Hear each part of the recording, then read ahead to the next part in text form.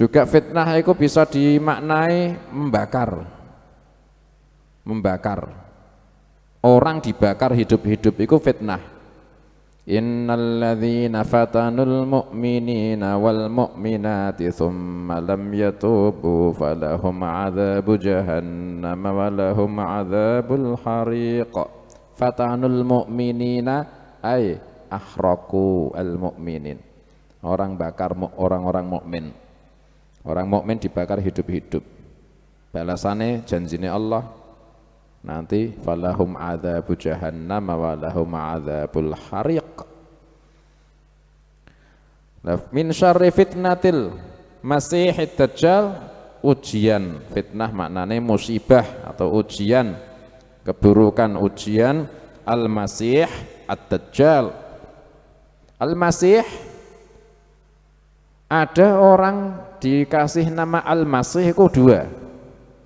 Yang satu baik, yang satu buruk. Yang satu baik, baiknya nemen. Yang satu buruk, buruknya nemen. Sama-sama al-masih. Yang satu al-masih Isa bin Maryam, itu orang baik. Nemen baiknya, nabi. Yang satu buruk, yaitu al-masih ad-dajjal, buruk nemene dajjal. Tapi sama-sama namanya al-masih. Tapi maknanya nisbate satu sama satunya beda. Kalau al-masihud dajjal namanya al-masih, ada yang memaknai limashihil arda ay yaqta'uha, karena dia itu mengusap bumi, yakni mendatangi seluruh penjuru bumi, mampir ke seluruh penjuru dunia. Nanti Dajjal soalnya akan mampir ke semua pelosok dunia kecuali Makkah sama Madinah. Selain Makkah Madinah semuanya didatangi.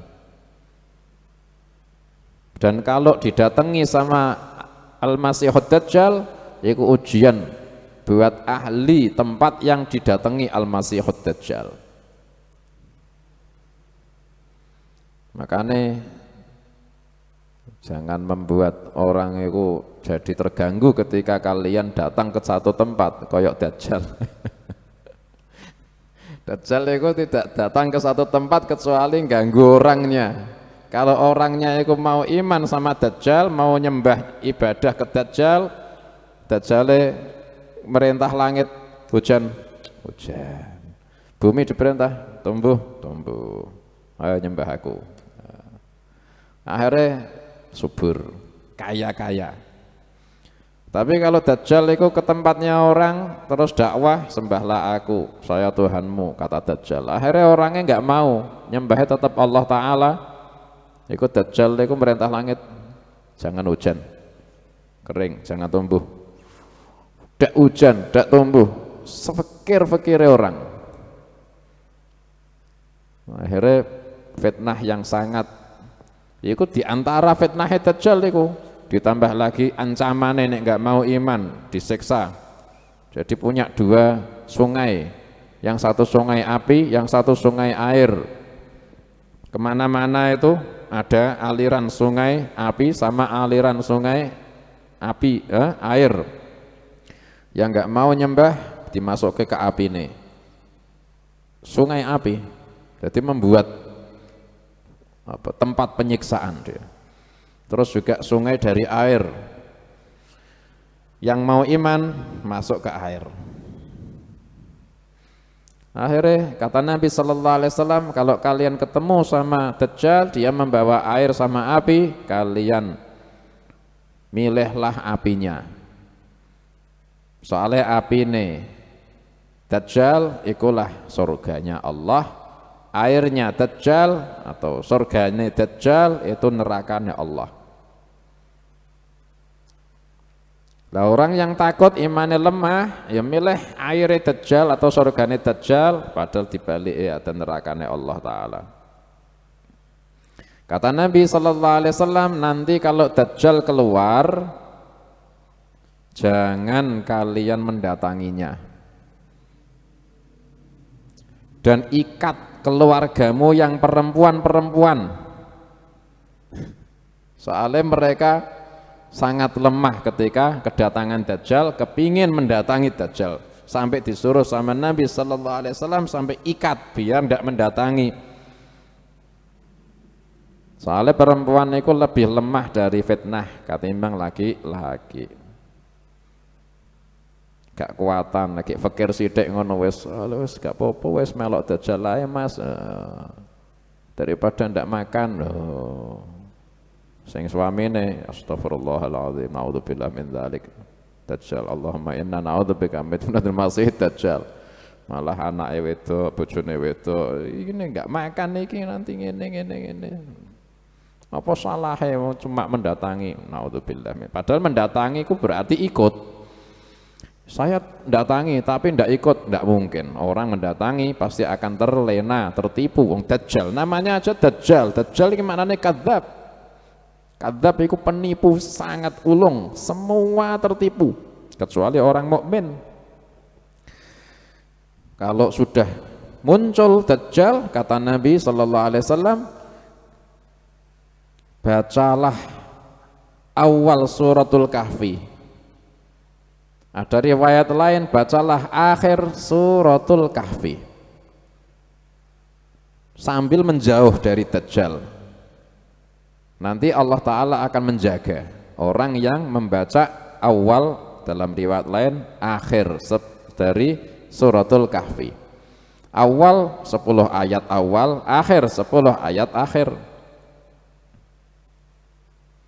Kalau 10 ayat awal sampai mulai Alhamdulillahilladzi anzala ala abdihil kitaba, awal suratul Kahfi sampai Rabbana atina min ladunka rahmatan wa hayyi' lana min amrina rasyada sampai ayat 10. Kalau akhir mulai nih apa mulai nih 10 terakhir ya.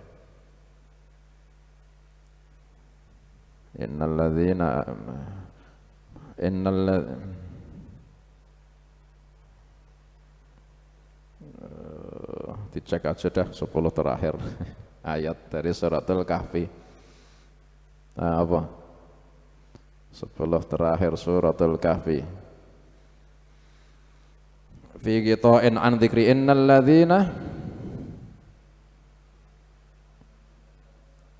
alladzina kanat a'yunuhum, ya. Itu 10 terakhir mulai itu. Alladzina kanat a'yunuhum fi ghita'in an dzikri rabbih wa kanu la yastati'una sam'a ila akhiri suratil Kahfi. Juga setiap malam Jumat atau hari Jumat baca suratul Kahfi. Tapi kalau nanti muncul menjauh sambil baca awal atau akhir suratul Kahfi akan terlindung dari fitnatil masih Dajjal. Dan kata Nabi Sallallahu Alaihi Wasallam, tidak ada satu nabi pun yang diutus Allah kecuali semuanya memperingatkan kaumnya dari Dajjal, saking fitnah yang sangat besar. Bahkan dalam riwayat itu fitnah terbesar di dunia Dajjal.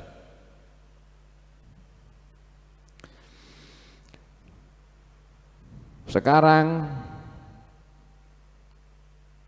Dajjal sudah lahir.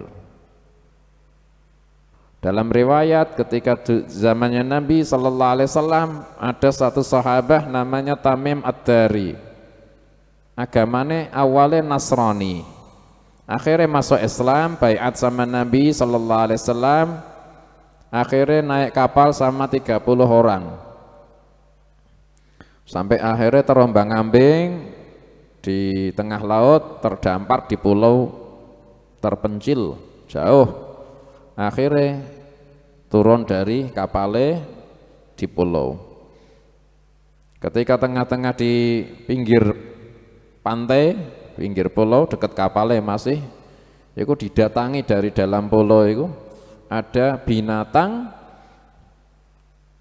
bulunya sangat banyak, saking banyaknya bulu sampai tidak bisa dilihat muka sama dubur pantat itu yang mana, rambut apa bulunya penuh.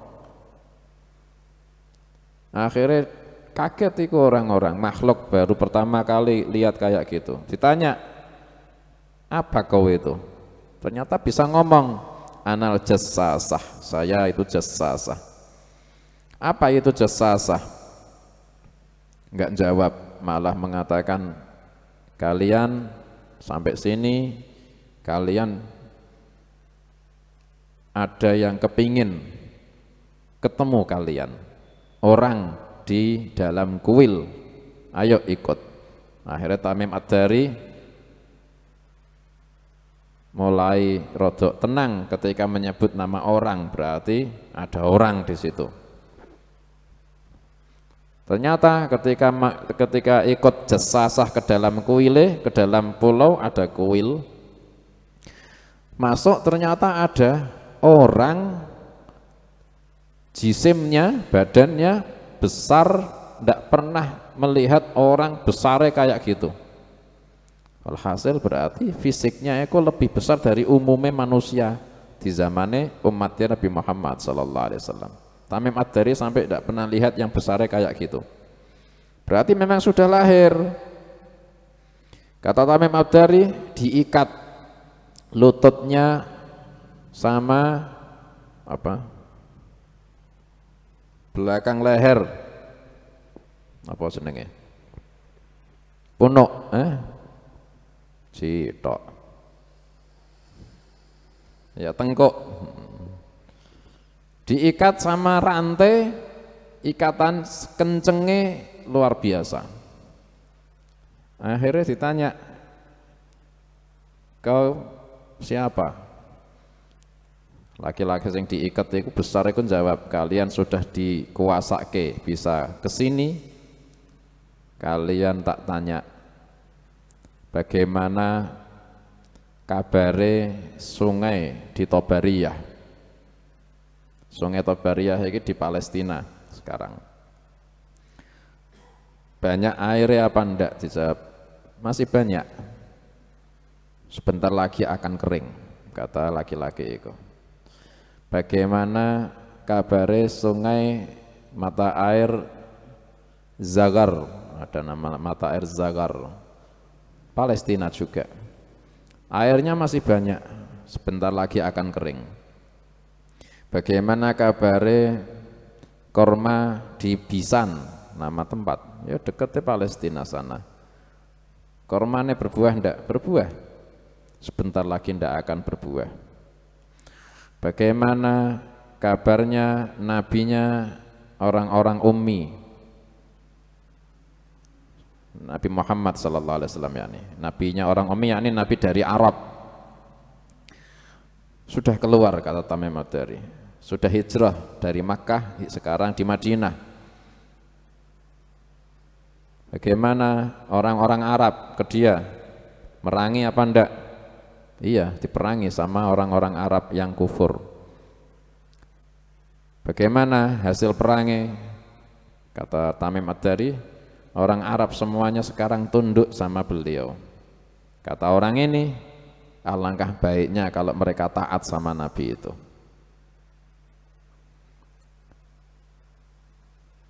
Sekarang sebentar lagi waktu saya akan keluar. Siapa kau? Aku Dajjal, katanya. Akhirnya ketika pulang ke Madinah, nyampe ke Nabi sallallahu alaihi wasallam, Nabi sallallahu alaihi wasallam mengakui, ya itulah memang Dajjal.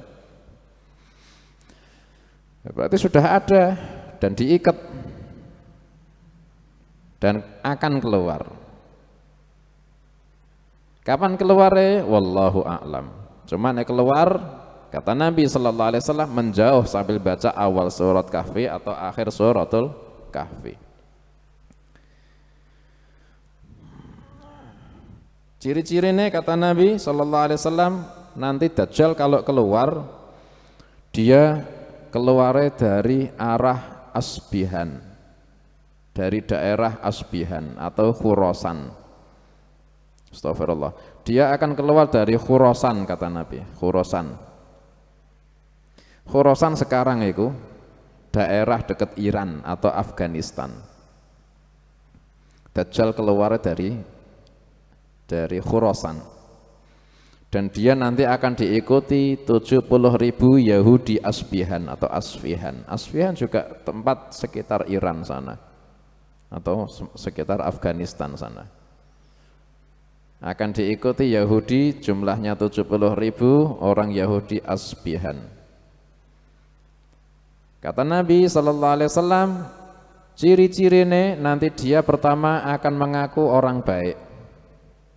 Kemudian dia akan mengaku raja, akhirnya mengaku nabi, akhirnya mengaku Tuhan. Kata Nabi sallallahu alaihi wasallam, kalian jangan tertipu, tidak ada nabi lagi setelah saya. Berarti dia bukan nabi ketika dia nanti ngaku nabi, bukan nabi. Dan kalian jangan ketipu, kalian tidak akan bisa lihat Tuhan kalian sebelum kalian mati. Dan dia mengatakan, saya Tuhan kalian, padahal kalian tidak akan bisa lihat Tuhan kalian sebelum kalian mati. Kata Nabi sallallahu alaihi wasallam, mata kanannya buta dan Tuhan kalian tidak buta. Dan dia ada tulisan kafir di antara kedua matanya. Bisa dibaca semua orang mukmin, baik yang bisa membaca maupun tidak bisa membaca, akan bisa tahu itu tulisan kafir di antara kedua mata dia. Kemudian rambutnya keriting, sangat keriting. Maka nenek anak sing keriting-keriting.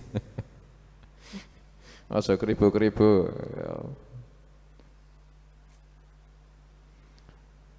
Rambutnya keriting, sangat keriting. Kemudian dia akan mendatangi semua tempat di bumi kecuali Makkah dan Madinah. Soalnya Makkah Madinah batasan semua titik-titiknya ada malaikat yang bawa pedang. Kalau Dajjal mendekat akan diancam, dihunus pedang. Dajjal tidak berani dekati Makkah Madinah. Nanti ketika Dajjal keluar akan bawa surga sama api. Apinya itu surganya Allah, surganya Dajjal nerakanya Allah. Pilihlah apine Dajjal. Kemudian Nabi Isa alaihissalam yang akan membunuh Dajjal. Dajjal akan keliling dunia, tapi arah akhirnya menuju Al-Quds Palestina. Tapi sebelum sampai di Al-Quds Palestina, ketemu duluan sama Nabi Isa alaihissalam, akhirnya lari dan ketangkep Nabi Isa alaihissalam di Babu Lut. Ada nama tempat namanya pintu Lut, dan di situ dibunuh. Walhasil Dajjal itu manusia. Ada yang mengatakan Dajjal itu simbol Amerika, itu Dajjal. Bukan simbol, manusia. Ya sifat-sifatnya yaitu yang disabdakan Nabi sallallahu alaihi wasallam. Ada yang mengatakan kalau Dajjal itu dulu di zaman Nabi sallallahu alaihi wasallam ada satu orang namanya Ibnu Sayyad.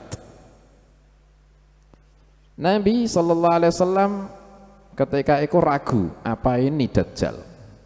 Ragu. Ibnu Sayyad itu Yahudi Madinah. Lahir di Madinah dari bangsa Yahudi. Iku punya keanehan-keanehan sampai Nabi sallallahu alaihi wasallam ragu, apa ini apa ndak ya Dajjal itu. Pernah Nabi sallallahu alaihi wasallam mengintai, kepingin membuktikan Dajjal apa ndak. Akhirnya Nabi sallallahu alaihi wasallam ke tempatnya Ibnu Sayyad. Nabi sallallahu alaihi wasallam sama Sayyidina Umar bin Khattab radhiyallahu anhu. Nabi sallallahu alaihi wasallam sembunyi di balik pohon, terus ke pohon lainnya sembunyi mendekati Ibnu Sayyad. Ketika itu Ibnu Sayyad masih anak-anak, ketika itu masih tiduran sambil ngomong sendiri, mama. Nabi sallallahu alaihi wasallam kepingin dengerke apa sing diucapke. Sayyidina Umar ikut Nabi sallallahu alaihi wasallam. Ternyata ketika Nabi sallallahu alaihi wasallam mendekat, Ibnu Sayyad masih belum tahu kalau Nabi sallallahu alaihi wasallam mendekat. Ibunya Ibnu Sayyad keluar dari rumahnya, lihat Nabi sallallahu alaihi wasallam mendekat, langsung teriak, "Ya Safi bin Sayyad," namanya Safi.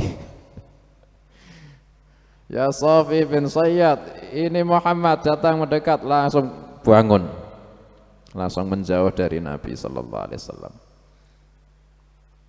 Nabi sallallahu alaihi wasallam sampai mengatakan, andaikan ibunya tidak berteriak akan bisa terungkap dia dajjal apa enggak. Sayang ibu malah teriak duluan. Akhirnya Nabi sallallahu alaihi wasallam menemui langsung. Nabi sallallahu alaihi wasallam akhirnya menanyakan, "Atashhadu anni Rasulullah?" Wahai Ibnu Sayyad, apakah kau mau bersaksi saya itu utusannya Allah?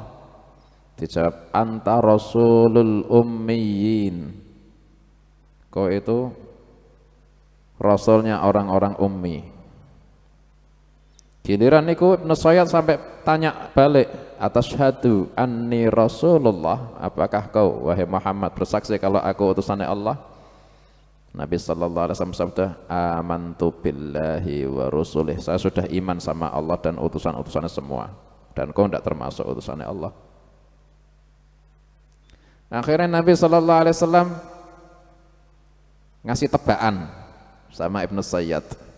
"Kau tahu ndak yang tak simpan dalam hatiku? Apa ucapan yang tak simpan dalam hatiku?" Nabi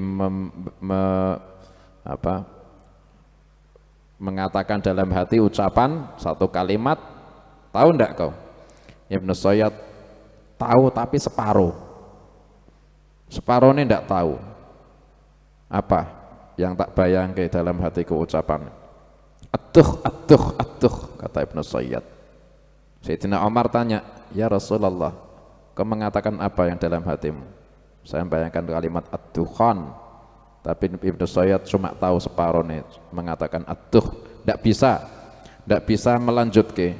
Nabi sallallahu alaihi wasallam bersabda ketika Ibnu Sayyad mengatakan atuh, Nabi sallallahu alaihi wasallam bersabda, "Kau tidak akan melampaui batasanmu."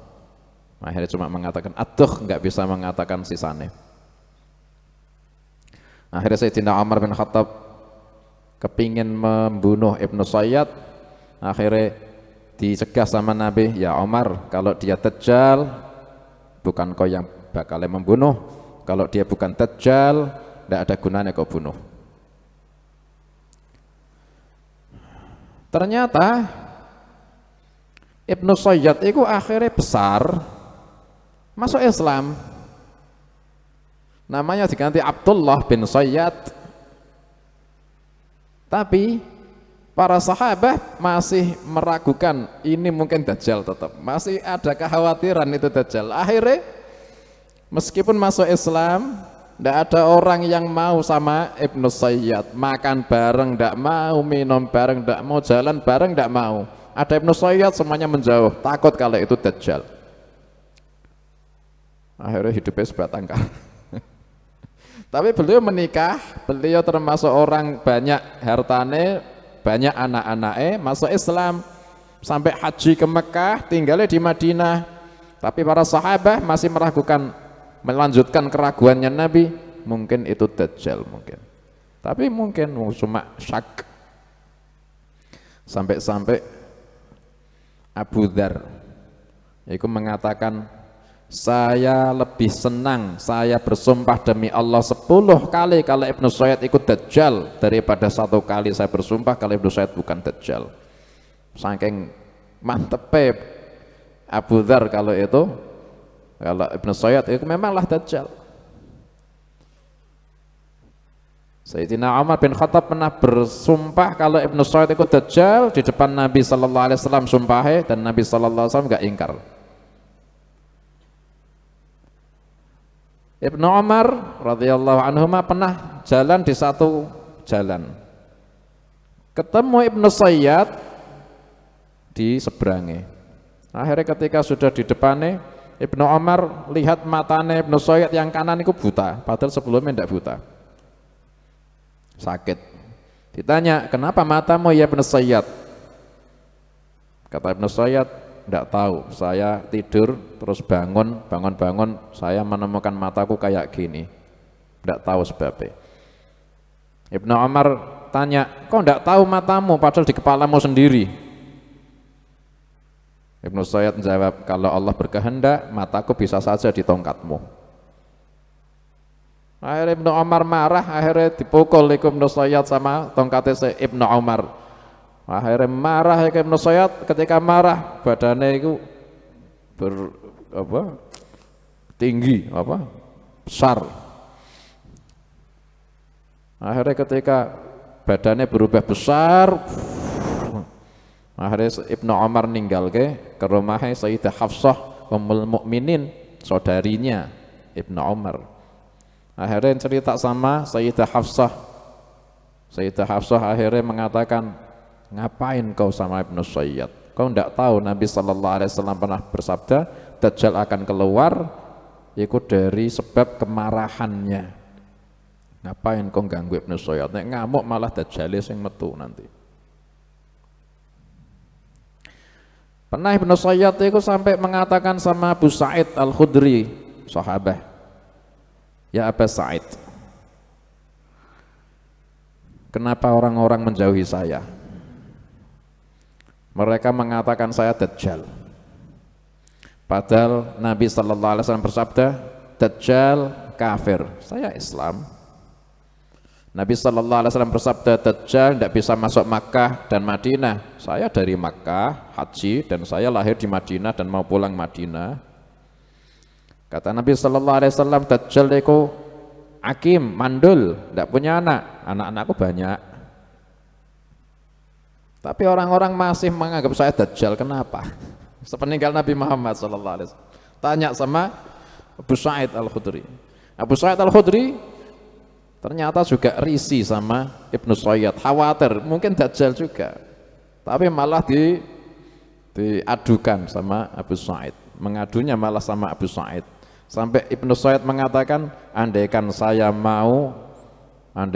tidak sabar, saya bawa tali tak gantung di pohon terus saya cekek gantung diri aja lah daripada hidup kayak gini, dikira orang-orang saya Dajjal. Akhirnya Abu Sa'id tanya, lah misal kau Dajjal betul, kau gimana? Seneng apa enggak? Ya kalau memang Dajjal betul gimana lagi? Ya seneng-seneng aja. Akhirnya dijauhi sama Abu Sa'id. Walhasil memang misterius Ibnu Sayyad. Ada lagi yang mengatakan, tapi tidak ada dalile kalau Dajjal itu Musa Samiri. Bukan. Itu dari hubungannya ulama-ulama atau orang alim yang belakangan tanpa dalil. Dihubungke sama Musa Samiri itu Yahudi, dihubungke sama pengikutnya Dajjal itu juga orang-orang Yahudi 70.000. Enggak ada tadi. Walhasil Dajjal itu ada, kita semuanya minta perlindungan dari fitnatil masih Dajjal.